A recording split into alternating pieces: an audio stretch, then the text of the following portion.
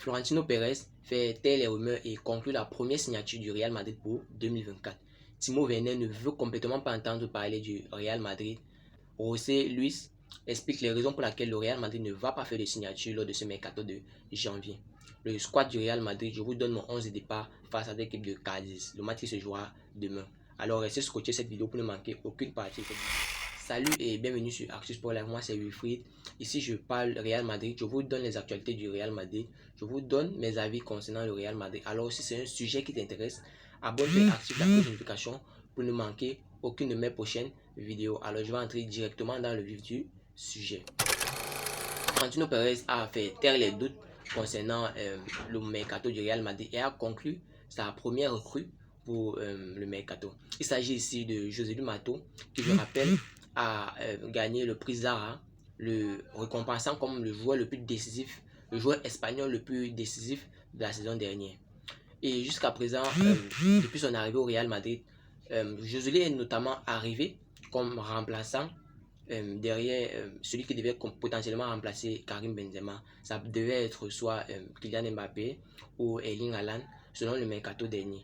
Mais nous avons pu voir que le Real Madrid n'a pas pu signer ni Erling Haaland ni Kylian Mbappé. Il y a eu beaucoup d'histoires, mais il n'y a pas eu de signature.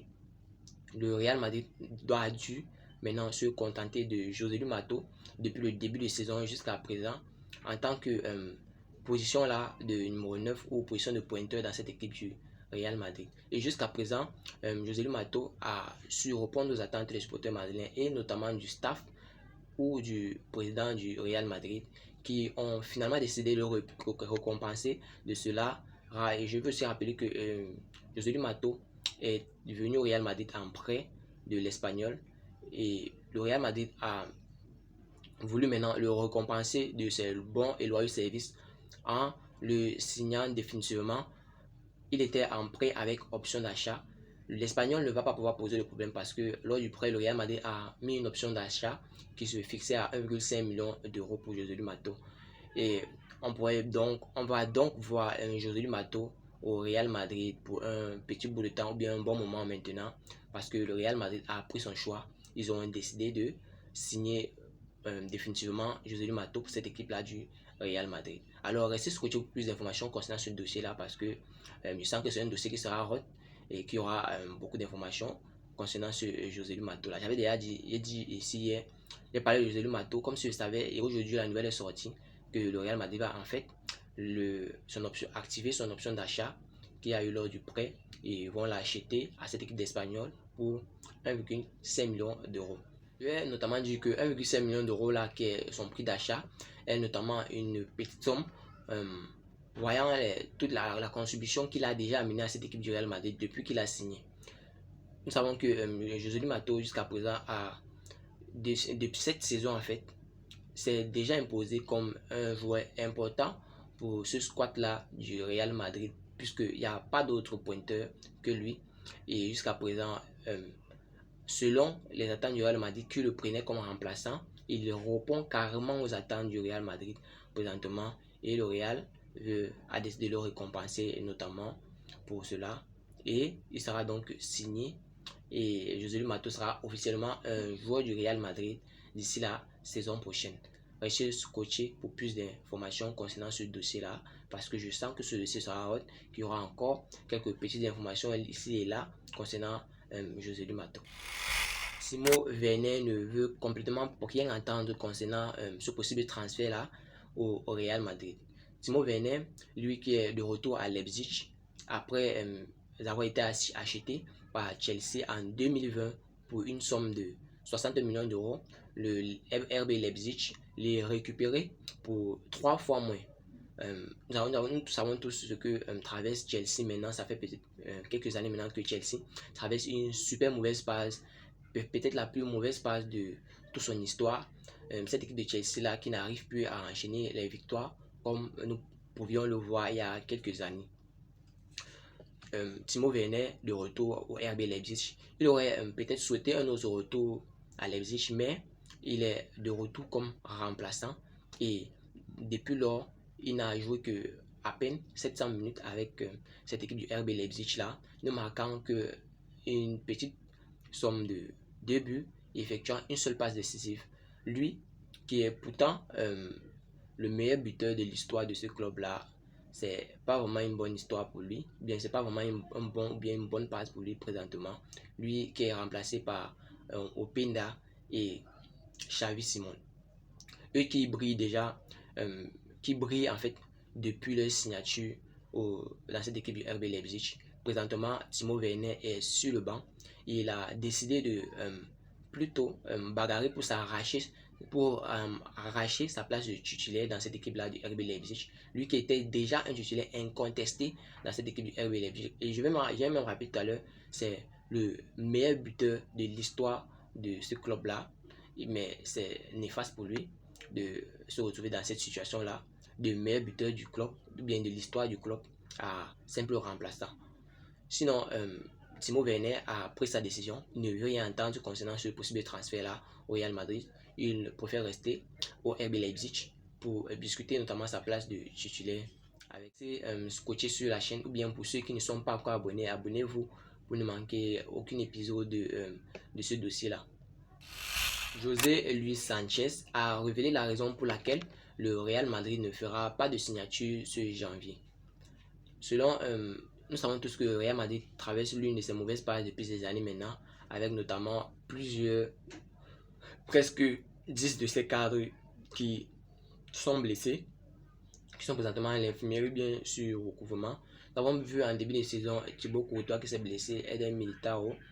Nous avons reçu récemment les blessures de Eduardo Camavinga et de Vinicius Junior. José Luis Sanchez a expliqué que le Real Madrid ne fera pas de signature parce que le cas n'est pas si grave que cela. Selon lui, en fait, le cas n'est pas si grave que cela, ou bien selon le Real Madrid, le cas n'est pas si grave que cela. Je vais un peu expliquer de sa façon. Ce qu'il a dit, c'est que en début de saison, Thibaut Courtois s'est blessé et le Real Madrid a reçu près de 15 appels leur proposant un gardien de but.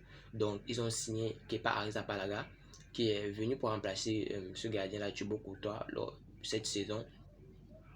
Kepa Arrizabalaga est arrivé au Real Madrid et lui aussi s'est blessé dernièrement. Là où José Luis Sanchez voulait en venir en disant que le cas n'est pas si grave que cela, ils essayaient de comparer les blessures de Thibaut Courtois et Vinicius Junior. Nous savons que Thibaut Courtois s'est blessé en début de saison et sa blessure, il ne pense pas qu'il va même jouer cette saison avec la blessure qu'il a eu en début de saison.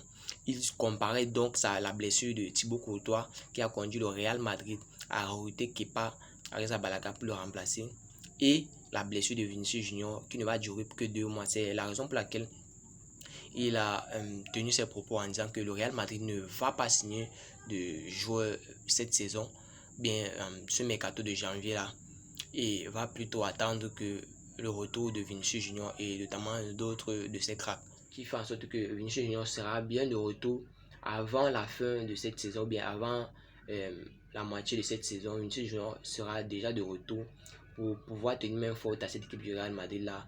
Et il ne voit pas du tout pourquoi le Real Madrid devrait recruter un autre joueur maintenant qui va venir saturer l'équipe, alors que Vinicius Junior sera de retour et Eduardo Camavinga aussi. Ils seront tous de retour avant mi-février pour tenir main forte à cette équipe du Real Madrid. En fait, c'était son point de vue, ou bien c'était sa manière de raisonner en fait. Il a dit le Real Madrid, c'est de cette façon-là qu'il raisonne, qu'ils optent plutôt à rester posés et à, comme nous pouvons le voir, à faire monter plutôt les joueurs de la Castilla, de cette deuxième division, d'équipe de deuxième division là, du Real Madrid, en équipe première pour leur tenir main forte en attendant le possible retour des différents cadres, notamment Vinicius Junior, Eduardo Camavinga, Aurélien Tchouaméni, pour venir tenir main forte à cette équipe du Real Madrid là. Concernant ce dossier-là, c'était tout. C'était en fait la réflexion de José Luis Sanchez concernant cette équipe du Real Madrid là. Pour moi personnellement, c'est une raison plutôt valable. Pourquoi le Real Madrid ne va pas signer de joueurs en ce janvier. Mais tout peut arriver lors d'un mercato.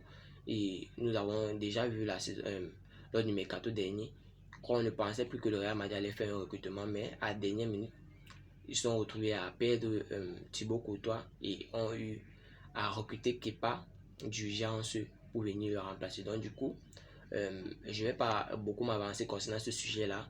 Tout peut se passer lors d'un mercato et nous attendons de ce mercato de janvier-là avec hâte. Restez scotché pour ne manquer aucune miette concernant ce mercato-là ou concernant toutes les informations du Real Madrid parce que je vous donne tout ça ici. Et surtout les gars, n'oubliez pas de créer vos comptes 1xBet en utilisant notre code promo ActuSportLife comme vous pouvez voir affiché sur la fiche. Vous recevrez tous les nouveaux bonus 1xBet, commençant par les bonus sur vos premiers dépôts. Merci, nous allons continuer. Juste à côté de moi là, vous pouvez apercevoir le squad du Real Madrid ou bien les joueurs convoqués pour ce match face à Cadiz. Maintenant, je vais vous dire l'heure de vous donner mon 11 de départ et pourquoi je donne ce 11 de départ là. Je vais commencer en gardien de but, André Lunin, lui qui a déjà prouvé présentement c'est le gardien titulaire du Real Madrid après la blessure de Kepa Arrizabalaga. En défense, on va parler de Mendy, Nacho, Alaba et Carvajal. Au milieu de terrain, Kroos, Modric et Nico Paz. On va prendre Bellingham et Mario Martin en double parce que Bellingham sort juste d'une blessure et on peut dire qu'il a encore en réadaptation. On va pas vraiment, je pense pas que le Real Madrid va le mettre directement ou bien en tant que titulaire. Il va plutôt entrer en deuxième mi-temps dans ce jeu-là.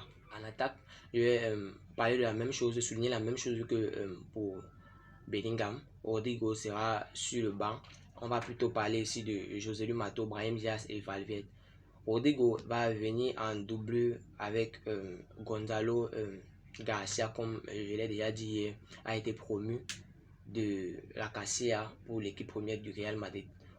Ne soyons pas surpris de voir qu'il va faire ses débuts demain face au Cardiff.